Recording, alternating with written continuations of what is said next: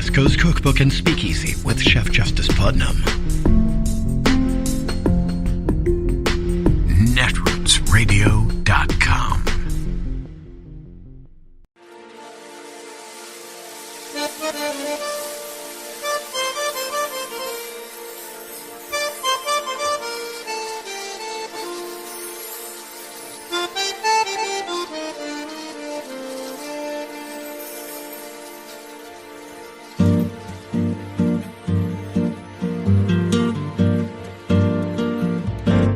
Je voudrais du soleil vert, des dentelles et des théières, des photos de bord de mer, dans mon jardin d'hiver.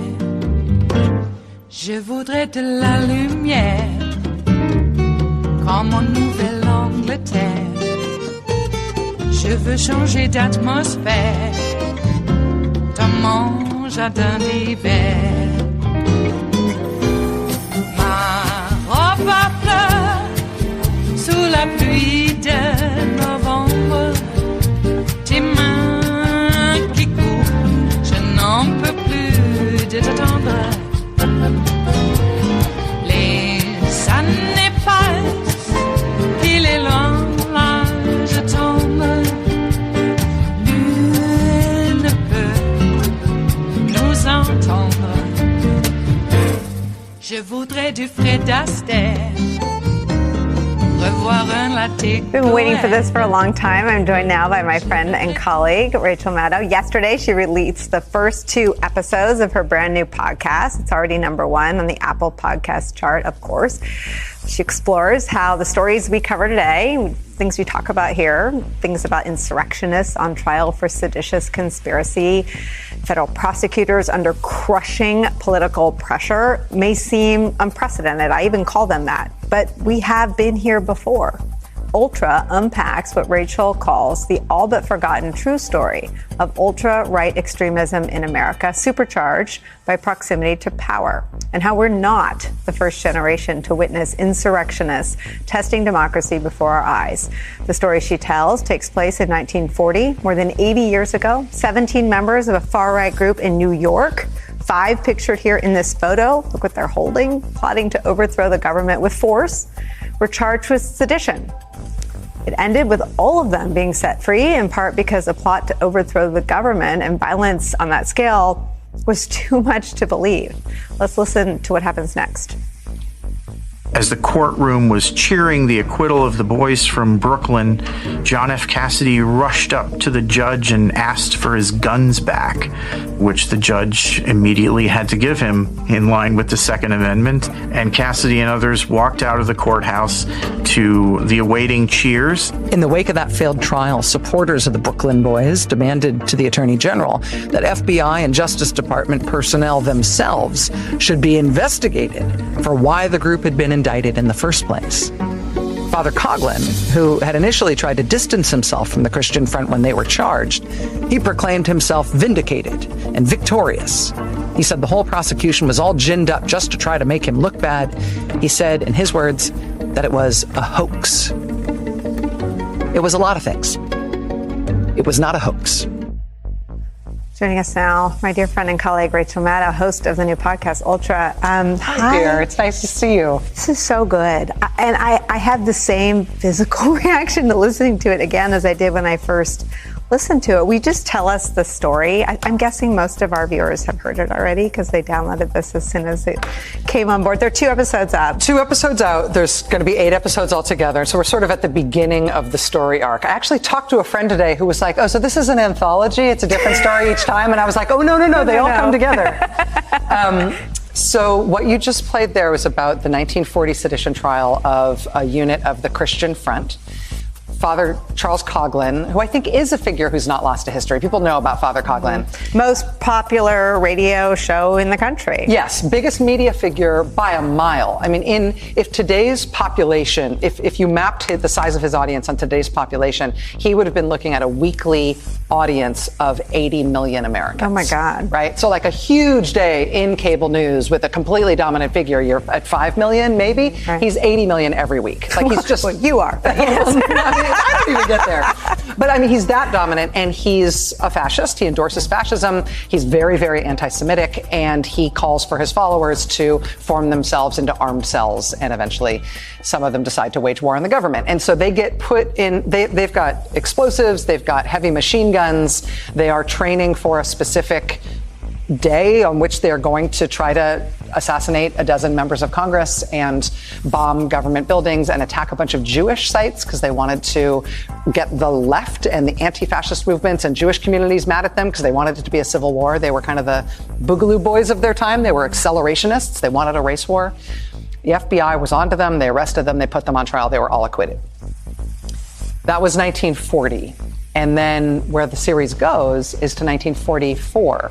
With that defeat fresh in the government's mind, and they know how dangerous it was that those guys got off, there's another sedition trial brought called the Great Sedition Trial in 1944, where just under 30 defendants are put on trial for, again, plots to overthrow the government, stockpiling weapons. In that case, a lot of contact with the Hitler government that was trying to put them up to it.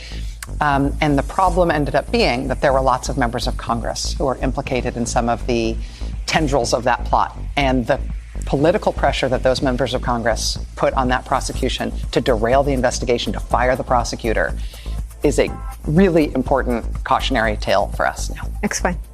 I think that there is room in terms of accountability for the criminal law.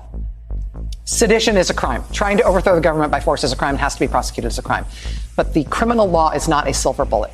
There has to be other forms of accountability and other forms of pushback by the country, in part because our criminal justice system is actually not great at holding to account people who have a lot of political power. We're just not. And that has resonance for today, but I think we should know that it's not something that's just new.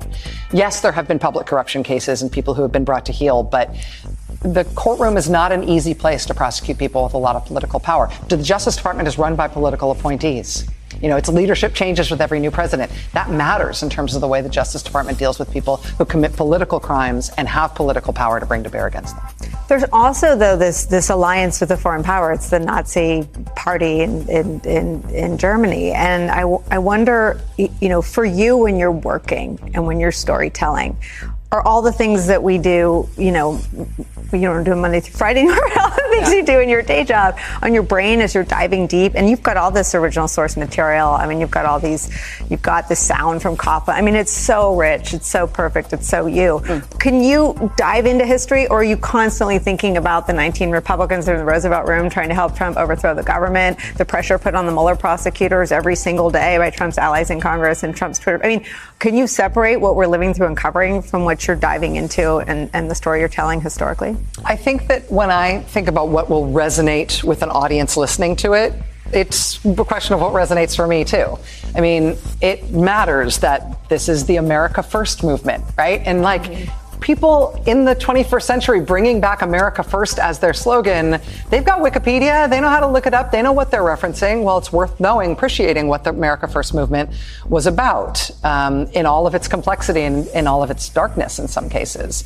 The pressure on the Justice Department, I mean, when Coughlin calls it a hoax, I mean, he wasn't wearing a red baseball cap, but we're otherwise there. There's another moment where the Nazi agent who's working with a U.S. senator writes to him when it looks like they're going to be exposed and tells him, oh, the witch hunt is on. The resonance is there and you cannot avoid it. That said, when it comes to World War II, when it comes to the Holocaust, when it comes to Nazis, there's no making allegories, right? There's no making comparisons. And I'm not trying to do that. I'm not talking about something that's Nazi-like today. I'm talking about actual Nazis in their day, the way they were acting. But we've told ourselves a lot of very happy stories about how we were unified as a country heading into World War II. And it was always clear that we'd fight that war and that we'd beat them. And it was clear what side we'd be on. There was a lot of Americans who wanted us to be on the other side in that fight. And we should know that. I mean, I started the hour with Josh Shapiro and the attacks in the New York Times really today from Mastriano. And do you think that the Republican Party of today that is on debate stages and at podiums, at rallies with thousands of people saying racist, anti-Semitic things has an eye toward history? Or do you think it's muscle memory? Or what I mean, we know Trump doesn't read his. I mean, where do you think what we see today comes from? I think authoritarian, fascist, anti-Semitic, racist wedge politics is something that humans have a muscle for. And I think that it works. There's an appeal to fascism that attracts people who otherwise feel powerless. If you tell people whatever's going on in your life that isn't working for you or that feels hopeless to you, blame it on the other, blame it on the invader, blame it on the gays, blame it on the Jews, blame it on the immigrants. That's a viscerally satisfying thing. And when somebody who has authoritarian impulses and wants to use that to their advantage recognizes that that's working in an audience, you just play it like an instrument. And that's why therefore the history is helpful, so that you know when people are using anti-Semitic tropes. I mean, Mastriano is running a very anti-Semitic campaign against Josh Shapiro. It is helpful to know that he is playing an old song and to help people recognize it, help people name it, know what it is, and recognize what that kind of thing leads to. It's the same thing with talking about, in elections not being the way that we should decide who's in political power. Right. Well, okay, let's look at other places where we've tried that, and when we've been up against that in the country. If you give up elections as the way to have political power, well, how do we decide who's in power? The alternative is something that some Americans tried to get us to turn to with guns in the past. They were defeated by Americans who preceded us, who were smarter and funnier and more interesting and more nimble and more capable than we were. We should learn from those fights. It is Wednesday, the 12th of October of 2022, and you are in West Coast Cookbook and Speakeasy. I am your chef de cuisine, Justice Putnam. Gunner the English Bulldog is our snoozing sous chef. And our daily special is Smothered Benedict Wednesdays, and you know what that means. Yes, a lovely, fluffy egg dish with a velvety hollandaise sauce. Also, a mild allusion to the movie Beckett. Will no one rid us of these meddlesome priests? Will no one? Okay. Actually, that's a great movie. It holds up through time. Speaking of time, how are you? I don't know. I always make connections and have no connections, but somehow it's all connected. Isn't that the way life is? What's up with these attacks on John Fetterman? I mean, from the media. Oh, he has to use a teleprompter. Well, yeah, he had a stroke. Okay, he's getting better. And they make it sound like it's some sort of weird thing when they all use teleprompters themselves. Well, not all of them. Some, you know what I mean. People in media. Newsreaders. They use a teleprompter. Oh, my God. And guests get stage direction. Let's be clear.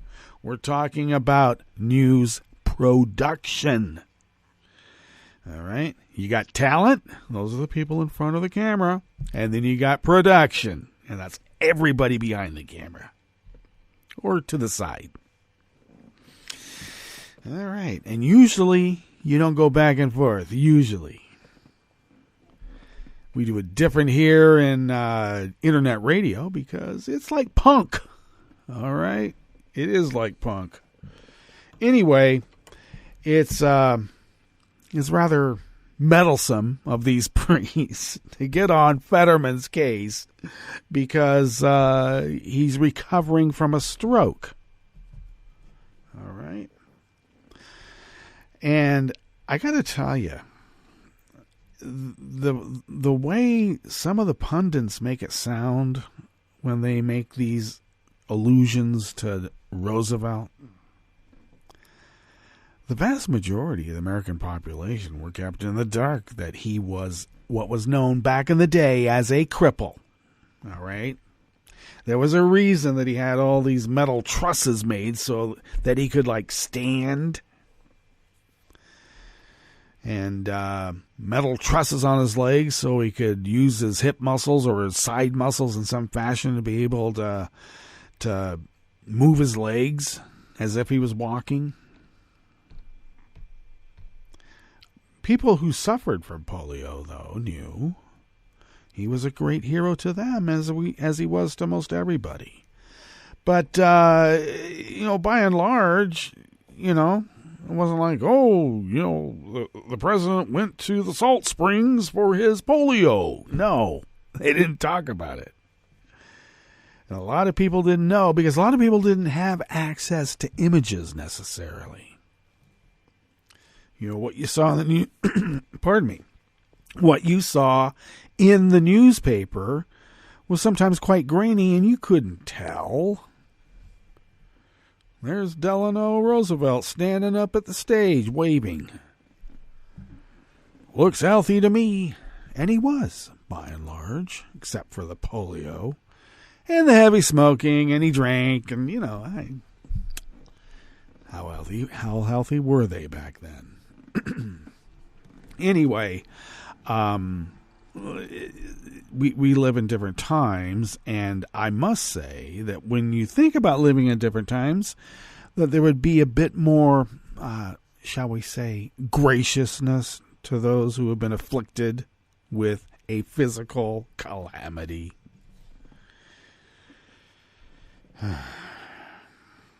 There's other electeds that sit right now who have had strokes of varying degrees.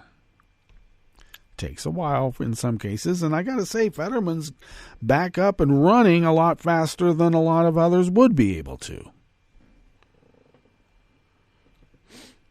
But for some reason, this maggot party that wants to, resurrect Leviticus, and they have no idea, except that Leviticus had made some proclamations that mirror some of their more, shall we say, cruel parts of their inherent behavior. It appeases that. They want to go to a time that those who were afflicted by cancer, those who were afflicted by epilepsy, those who were afflicted by a stroke, it was because of something bad they did. God decided that they were bad, and they suffered the penance, they suffered the retribution, they suffered the penalty. And there it is. Here's the proof. They're sick. They mumble now. They stumble. And I thought that we were supposed to have maybe evolved way past that. I had hoped, but apparently not. We all come from a time, I learned how to hide a limp back in the day. Because, if you limped, there was something wrong with you. Yeah, you damaged yourself probably playing sports. And now you got a limp for the rest of your life. That's something bad. No, they meant like some kind of character flaw. Well, you have a limp. When, you were damaged playing sports. Varying levels and capacity. A lot of times people get hurt because they shouldn't be playing those sports. They tried to tell me.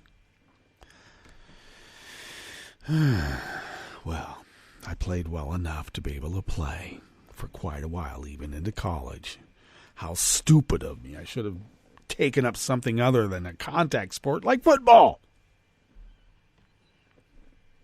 Water polo. I was pretty good at water polo. Scored 6 goals in one game. I was a scorer. I could swim, too, and once I learned how to competitively swim, I was pretty good.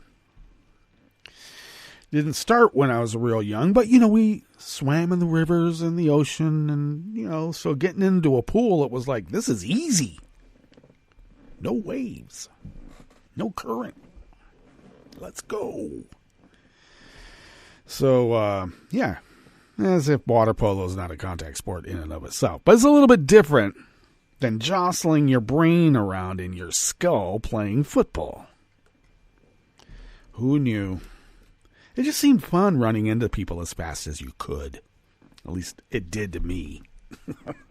And then you get back up and then you try to do it again and again and again. See, I can do it. All right. No one tells you what you're going to feel like when you're bumping 70. You think, oh, I'll be as limber as I was when, I was like 20. Maybe younger. Okay. Enough of the HIPAA violation. Am I selling any of this? Am I a third party to my own medical records? I don't know. Am I? We'll have to look into that. The way the law changes now, I mean, I know the DOJ filed this really amazing brief that we're going to get into, urging them not to get involved. And they have precedent, even recent precedent with most members of this court. But there's been a couple or three who have been added by Trump. Some people might say packed onto the court at the last minute. Who might think otherwise? Oh, President, we'll give this guy anything he wants. Because I have my suspicions, and it's all in Cyrillic. And you can take that as you will. Okay, what's on the rest of the menu here in the Bistro Cafe at West Coast Cookbook and Speakeasy as we begin on this fabulous Smothered Benedict Wednesdays? Yes, Americans have a muscle for authoritarian, fascist, anti-Semitic, racist wedge politics. And I would actually go back to the foundings of this great nation if I were Rachel. But she had to just, you got to cut it off at some point. We'll stick with the, 30s, 20s on and go from there. And look what we are. The Department of Justice urged the Supreme Court not to intervene in their Trump classified records fight. Extreme right-wing PACs are injecting millions of dollars into local school board races, and you know why they're doing that. And a former National Security Agency worker accused of trying to sell classified information to Russia has been ordered detained while he is prosecuted. Good. Now take Flynn and put him there too, in chains. After the break, we move to the chef's table, where the leadership of Hockey Canada has stepped down amid an ongoing sexual assault scandal involving the men's junior team. And Israel announced an historic agreement with Lebanon on maritime borders. All that and more on West Coast Cookbook and Speakeasy. Bon appetit.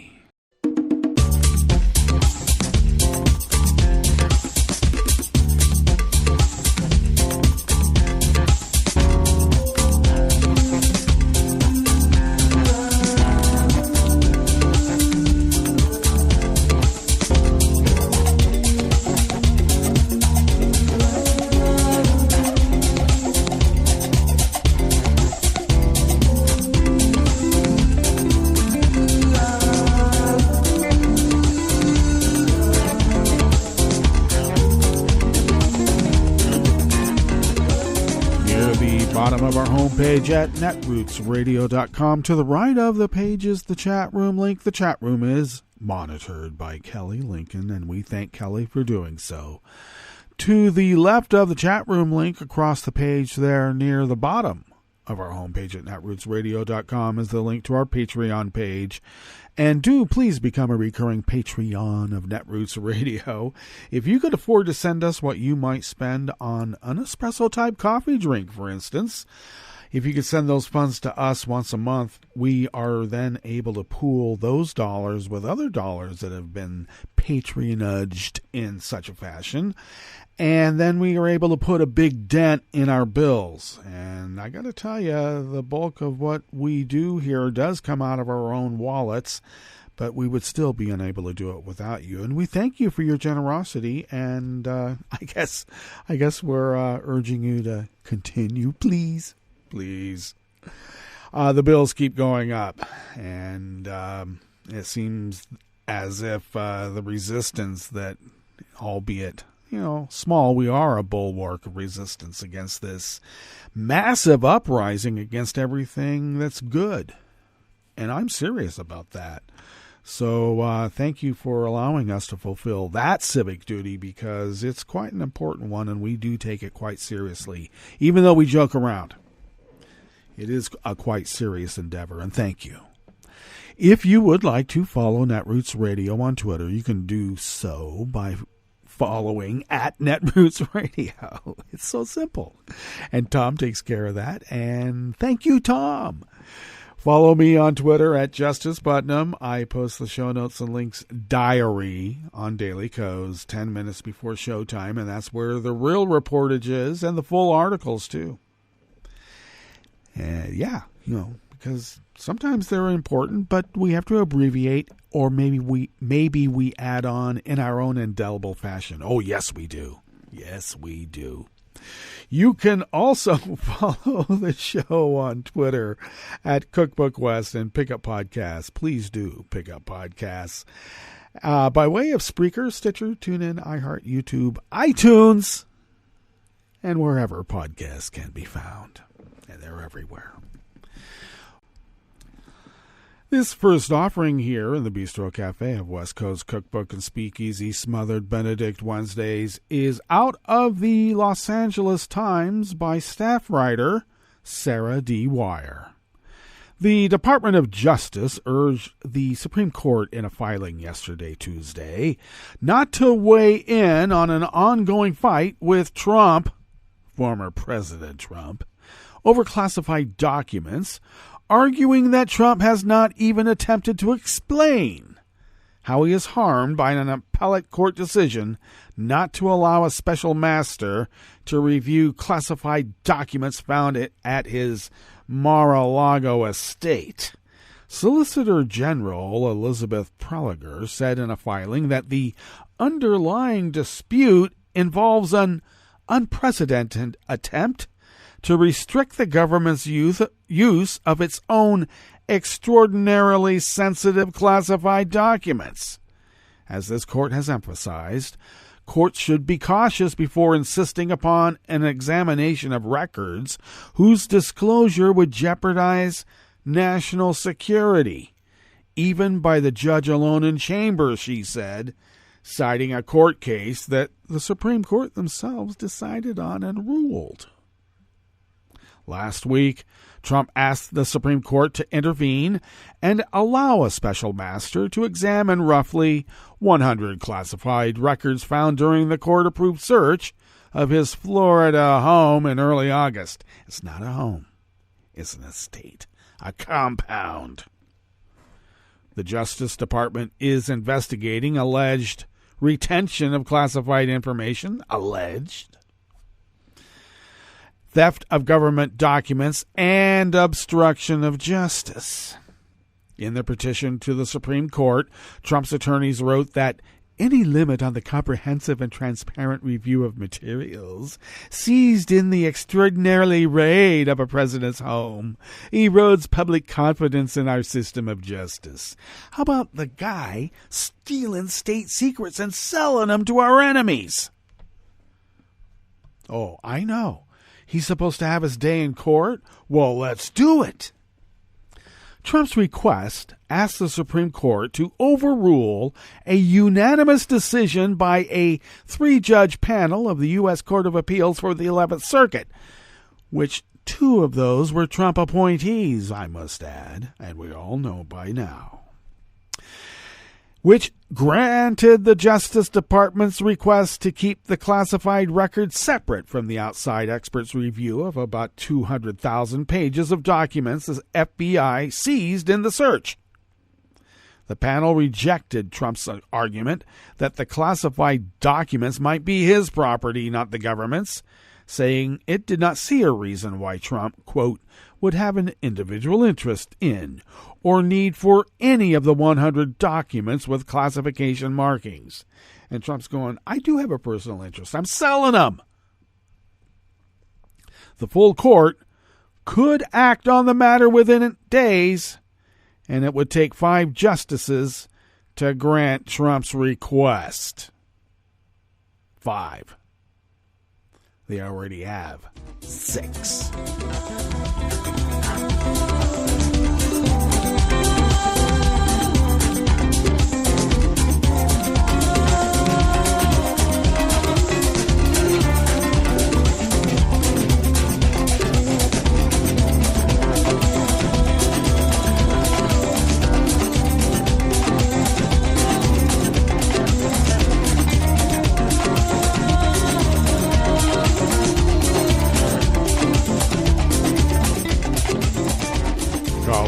Binkley and Julie Carr-Smythe of the Associated Press brings us this next offering here in the Bistro Cafe of West Coast Cookbook and Speakeasy. As Republicans and Democrats fight for control of Congress this fall, a growing number of conservative political action groups are targeting their efforts closer to home at local school boards. Their aim is to gain control of more school systems and push back against what they say is a liberal tide in public education classrooms, libraries, sports fields, even building plans. You know, even building plans? And you're trying to tell me this isn't like the Weimar Republic in the 20s? Once seen as sleepy affairs with little interest outside their communities, school board elections started to heat up last year as parents aired frustrations with pandemic policies. Oh, you mean stoked by Russian active measures and carried out by useful idiots, dupes, assets? I know, in this reporter's opinion, not these. Back to the article at hand. As those issues fade, right-leaning groups are spending millions on candidates who promise to scale back teachings on race and sexuality, remove offending books from libraries, and nix plans for gender-neutral bathrooms or transgender-inclusive sports teams. Democrats, because this has to be both sidesing now, Democrats have countered with their own campaigns, portraying Republicans as extremists who want to ban books and rewrite history. Didn't you just say that they were trying to ban books and rewrite history? At the center of the conservative effort is the 1776 Project PAC, which formed last year to push back against the New York Times 1619 Project because we don't want people to know that we enslaved those black people for so long and we'd like to do it again. In the wake of recent victories in Texas and Pennsylvania, and having spent $2 million between April of 2021 and this August, according to campaign finance filings, the group is campaigning for dozens of candidates this fall. It is supporting candidates in Maryland's Frederick and Carroll counties, in Bentonville, Arkansas, and 20 candidates across southern Michigan. Its candidates have won not only in deeply red locales, but also in districts near liberal strongholds, including Philadelphia and Minneapolis. And after this November, the group hopes to expand further. In Florida, recent school board races saw an influx of attention and money from conservative groups, including some that had never gotten involved in school races. The American Principles Project, a Washington think tank, put a combined $25,000 behind 4 candidates of the Polk County Board. The group made its first foray into school boards at the behest of local activists, its leaders said, and it's weighing whether to continue elsewhere. The group's fundraising average surged from under $50,000 the year before the pandemic to about $2 million now. We will not help our fellow citizen overcome this deadly scourge, but we will make money while we overthrow representative democracy.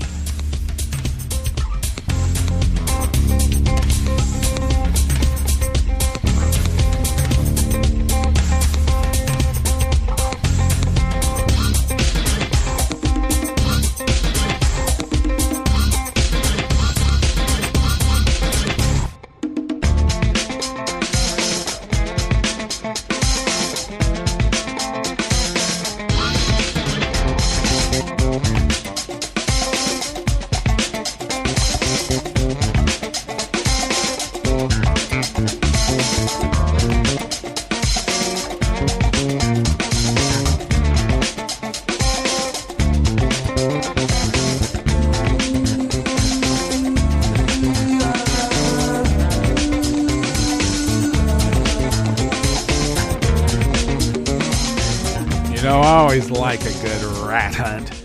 And Colleen Slevin of the Associated Press brings us this final offering here in the Bistro Cafe at West Coast Cookbook and Speakeasy Smothered Benedict Wednesdays.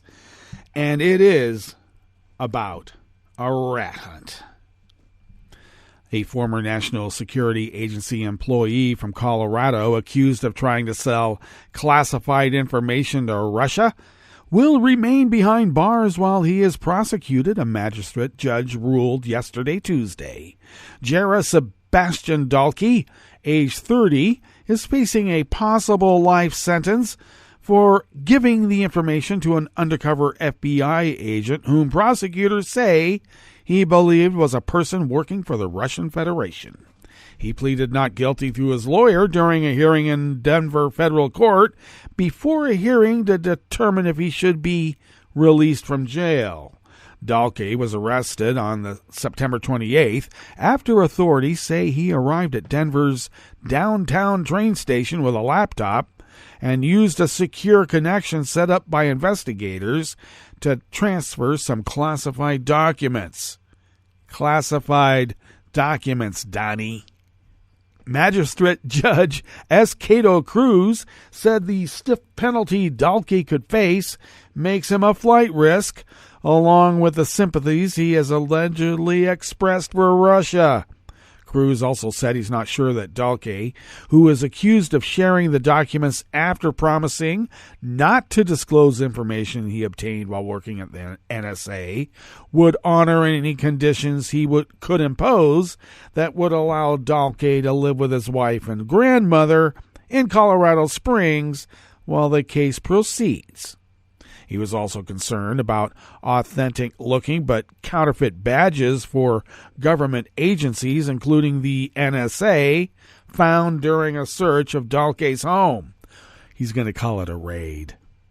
Dalkey's lawyers had proposed that his wife, who is in court for the hearing, could supervise the Army veteran and report any violations of his bond. However, Cruz was concerned whether she would be able to do that, describing Dalkey as her caretaker.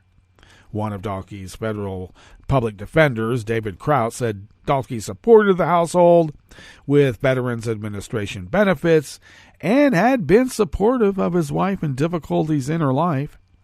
He said Dalkey would not want to put her at risk by not complying with bond conditions. However, Assistant U.S. Attorney Julia K. Martinez said he had already had by taking her with him when he went to scout out a public location to transmit the documents. Public defender Kraut downplayed Dalkey's access to classified info since he only worked at the NSA for less than a month this summer. Shortly after he left the agency, citing a family illness, and signed the non-disclosure agreement, he allegedly began talking with the undercover agent using encrypted email. Martinez argued that the government does not know whether Dalkey obtained more information from the NSA that is stored somewhere else or possibly memorized. She said he has the motivation to sell more secrets if he were to be released. The information Dalkey is accused of providing includes a threat assessment of the military offensive capabilities of a foreign country which is not named. Sound familiar? It also includes a description of sensitive U.S. defense capabilities, a portion of which relates to that same foreign country, according to his indictment. The Army veteran allegedly told the undercover agent that he had $237,000 in debts and that he had decided to work with Russia because his heritage ties back to your country. Before Dalkey transferred the classified documents, he first sent a thank you letter, which opened and closed in Russian, in which he said he looked forward to our friendship and shared benefit, according to court filings. Dalkey worked for the NSA, the U.S. intelligence agency that collects and analyzes signals from foreign and domestic sources for the purpose of intelligence and counterintelligence, as an information system security designer. After he left and provided documents with the undercover agent, prosecutors say he reapplied to work there. Indeed. Well, that brings us to our break, and when we get back from that break, we will go through weather from around the world, and we will finish up with the stories that we've curated for you today. You are listening to West Coast Cookbook and Speakeasy, and we will be right back. You are listening to netrootsradio.com. Please hang up and try again.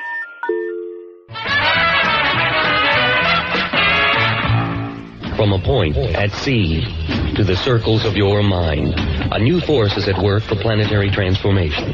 New radio for a new Earth.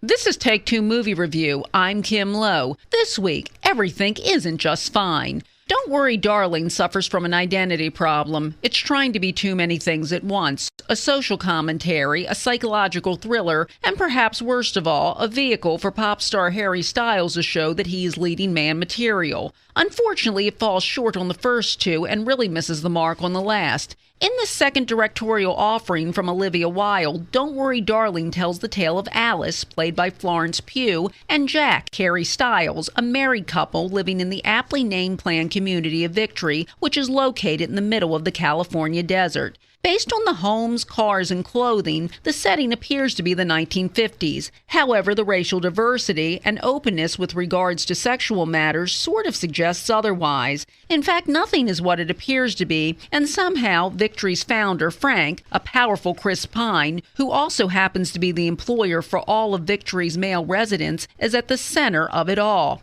Much like the Alice who found herself falling down a rabbit hole, this Alice too finds herself down such a hole, only what she finds is far from Wonderland. Without spoilers, the plot twist in this one can be finessed pretty early on. The cinematography and production design are spot on here, but Wilde still new at this directing thing, and the script's social commentary is often so heavy that it feels like you're being hit over the head with a pan from Alice's well-stocked kitchen. Don't Worry, Darling benefits from strong performances by Pugh and Pine, who offer the only glimpses of chemistry between anyone in this movie, as well as some neat visual stylings. Sadly, though, that's not quite enough to save it. This has been Take Two Movie Review. I'm Kim Lowe. Catch up with us at take2moviereview.com and feed us back on our channel on YouTube.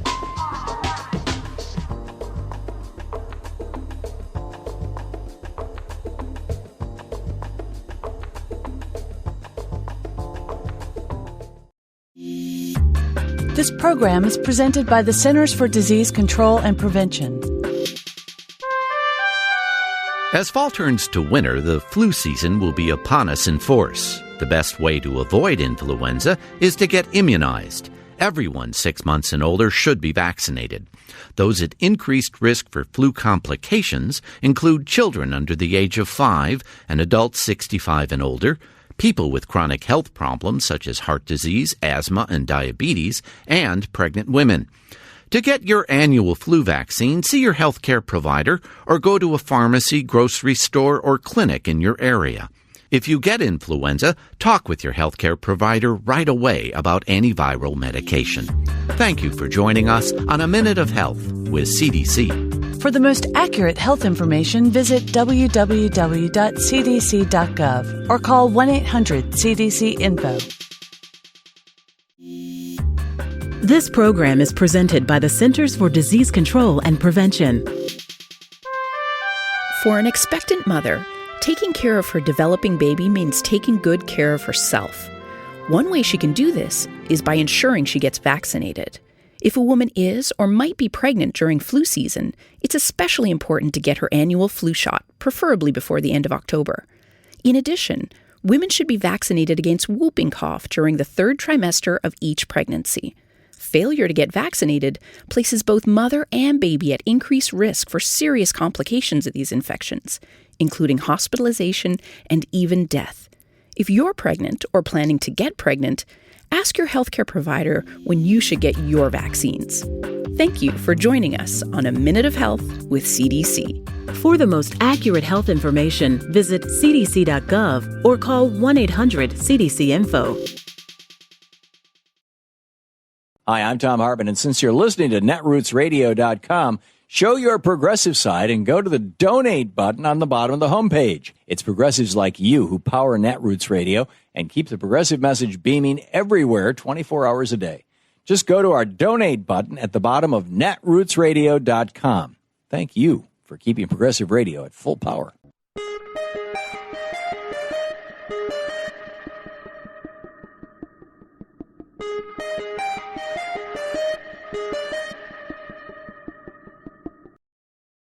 Make sure you're registered to vote. Go to rockthevote.org. Vote for Democrats up and down the ticket. This message, a public service from all the fine people of netrootsradio.com. The problem with our so-called free market is that it's not free for you and me. It's largely controlled by monopolies, which are free to inflate prices just because they can, letting gougers gleefully extract unwarranted monopoly profits from us. This milking of consumers by tightly consolidated industries is propelling today's surging price hikes. Brand-name corporations claim they're being forced to mark up price tags just to cover rising costs for raw materials, labor, transportation, etc. But in a competitive marketplace, they'd have to eat much of those increases by taking a bit less in profits. Indeed, monopolies are now raising prices simply to squeeze even greater profits from hard-hit consumers, a game of corporate greed that socks America with more inflation. Consider diapers. A year ago, Procter & Gamble announced that the pandemic was driving up its production costs, forcing it to raise prices for its Pampers brand.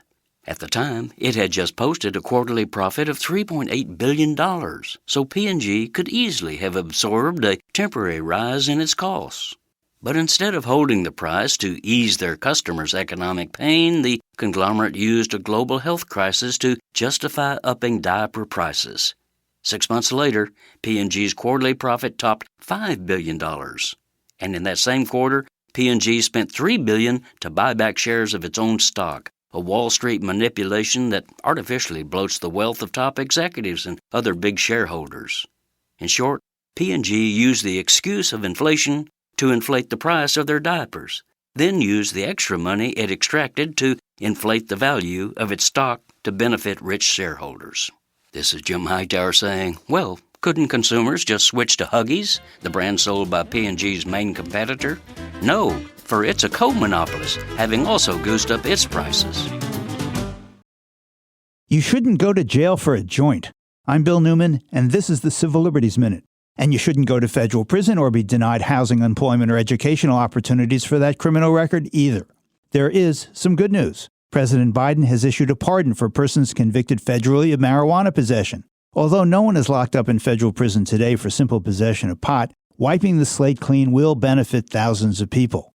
That said, Biden's pardon cannot help most people with marijuana possession convictions because the overwhelming percentage of those cases are and have been prosecuted in state courts, not federal.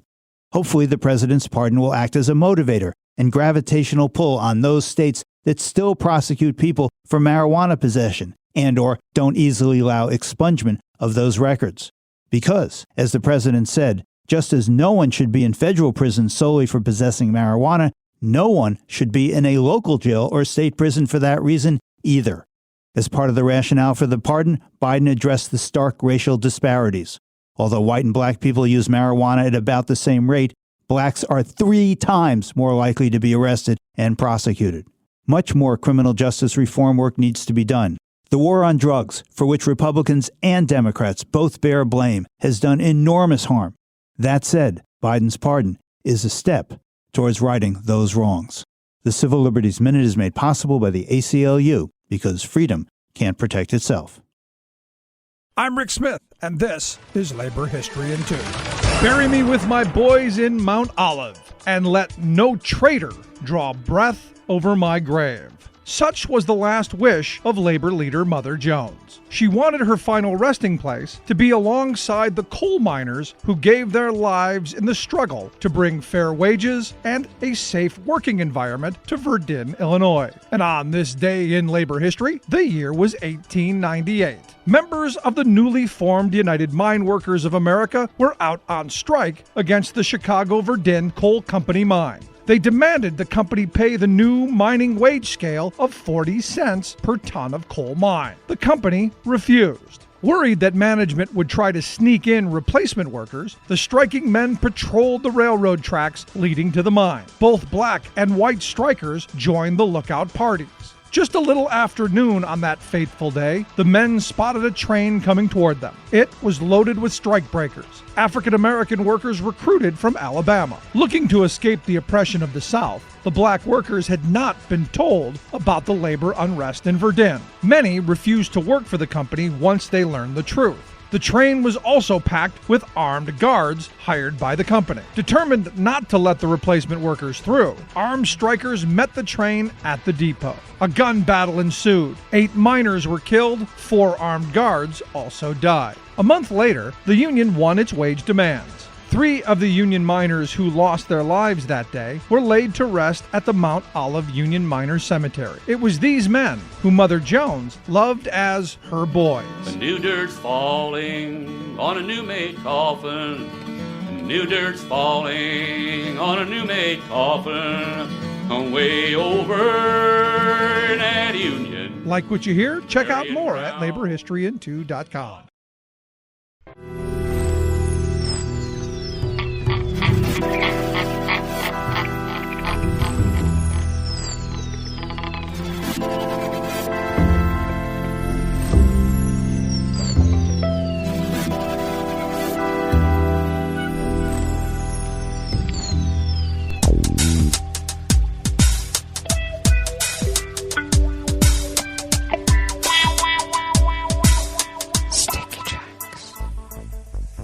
Thank you for accompanying us here to the chef's table at West Coast Cookbook and Speakeasy Smothered Benedict Wednesdays.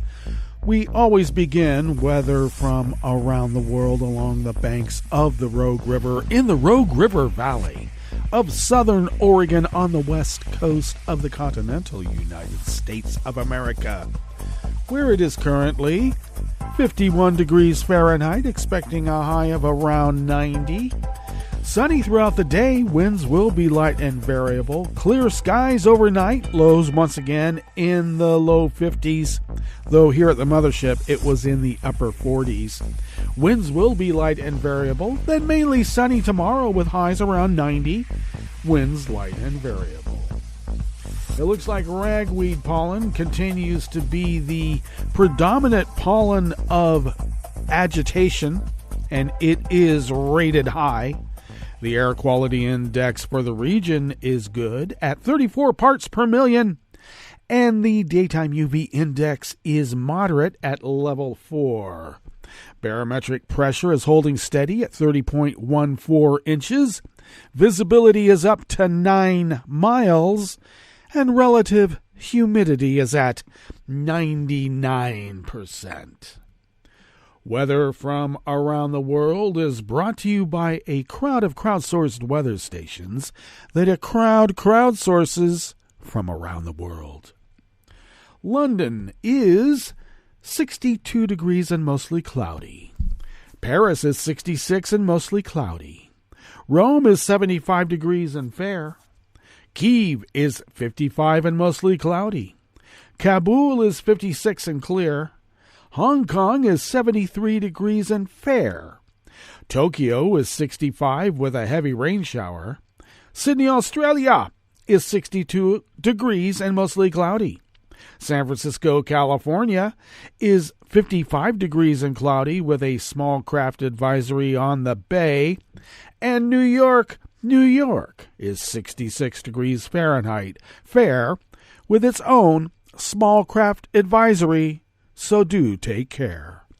And that is weather from around the world, brought to you by a crowd of crowdsourced weather stations that a crowd crowdsources from around the world.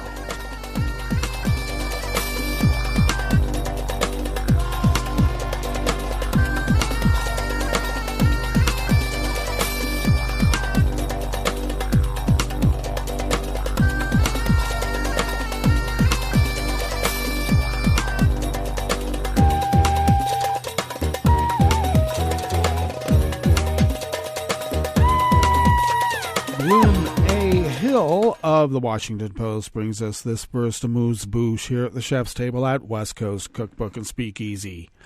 Hockey Canada CEO Scott Smith departed and the entire board of directors stepped down, the organization announced yesterday, Tuesday, as it continues to grapple with the fallout from its handling of sexual assault allegations.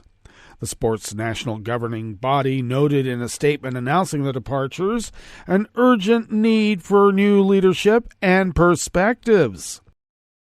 The departures are the latest development in a saga that has seen reopened investigations, reports of a secret fund to settle abuse claims, and the release of an action plan meant to eliminate toxic behavior. The Canadian government froze Hockey Canada's federal funding in June, and sponsors began to cut ties with the organization that month. Those developments stem from the May revelation that Hockey Canada had settled a lawsuit with a woman who alleged she was sexually assaulted by 8 players from the country's 2018 World Junior team that June. Although the allegations have not been proved in court, Hockey Canada's board faced the latest round of questioning by Canadian Parliament last Tuesday, when former chair Michael Brind'Amour and interim chair Andrea Skinner were asked why Smith had not been fired. Canadian officials responded to Hockey Canada's leadership changes with cautious optimism. When asked during a news conference in Quebec, Prime Minister Justin Trudeau said the decision represented an important step forward, but added there remained an awful lot of work for the organization to do to facilitate a culture change and to regain the confidence and trust of Canadians.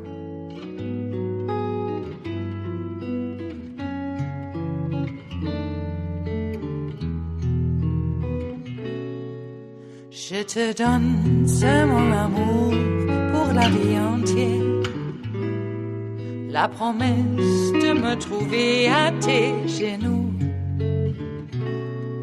Aussitôt que tu m'appelles, rester toujours fidèle, c'est tout, c'est tout. Je te donne tous mes printemps, mes étés de mer, mes automnes quand les feuilles tombent partout. Si ce n'est pas une bonne affaire, je te donne tous mes hivers. Steve Hendricks and Sarah Dadouche of the Washington Post bring us this final amuse-bouche here at the chef's table at West Coast Cookbook and Speakeasy, Smothered Benedict Wednesdays. Israeli and Lebanese leaders appear to have agreed to a U.S. brokered deal that will let both countries exploit gas fields in the eastern Mediterranean, potentially ending a decades-long dispute over their maritime border, easing growing military tensions, and providing a desperately needed source of income to Lebanon's collapsing economy. The agreement, which needs formal approval in both countries, was hailed by leaders in Beirut and Jerusalem as a historic breakthrough. It is the first agreement on border demarcation between the two nations. This is an historic achievement that will strengthen Israel's security, inject billions into Israel's economy, and ensure the stability of our northern border, Israeli Prime Minister Yair Lapid said in a statement yesterday, Tuesday. Lebanese leaders have yet to make an official announcement on the deal, but President Michel Aoun said in a tweet on Tuesday that the final version of the offer is satisfactory to Lebanon and answers its demands and preserves its rights to its natural wealth. President Biden made congratulatory calls to Lapid and Aoun, who confirmed the readiness of both governments to move forward with this agreement, according to a White House statement. Well, that is good news. And it also brings us to the end of our broadcast period for the day, but you do know Netroots Radio broadcasts on, and we will meet up here tomorrow for Metro Shrimp and Grits Thursdays. So do stay tuned to Netroots Radio all day and all night for all the breaking news as it breaks. And we will meet up here tomorrow, right here, in West Coast Cookbook and Speakeasy. Bon appetit.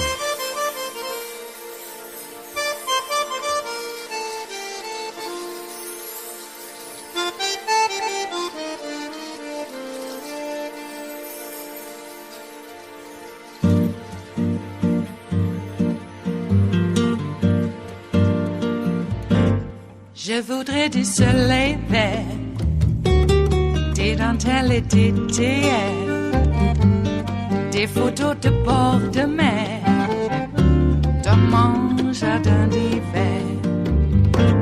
Je voudrais de la lumière, comme en Nouvelle-Angleterre. Je veux changer d'atmosphère, dans mon jardin d'hiver. Ma robe à fleurs, sous la pluie de novembre, tes mains qui courent, je n'en peux plus de t'attendre. Les années passent, il est loin, là je tombe. Nul ne peut nous entendre. Je voudrais du Fred Astaire, revoir un latte Goël. Je voudrais toujours te plaire dans mon jardin d'hiver. Je veux déjeuner par terre, comme au long de golfe clair, t'embrasser les yeux ouverts dans mon jardin d'hiver.